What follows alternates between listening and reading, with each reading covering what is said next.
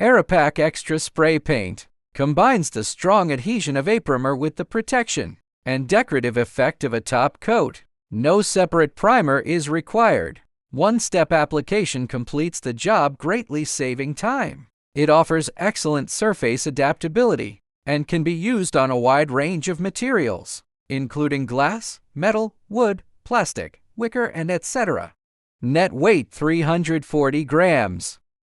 Available in Eric's selection of RAL colors, with customizable matte, gloss, and metallic finishes. First, let's look at its performance on glass and metal. Shake the can and test spray before use.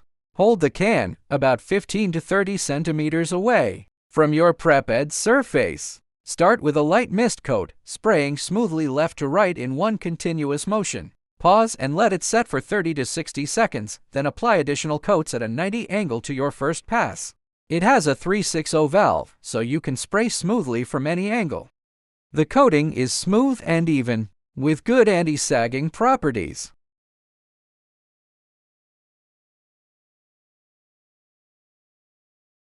Next, let's look at its performance on wood. The spraying process is the same as before.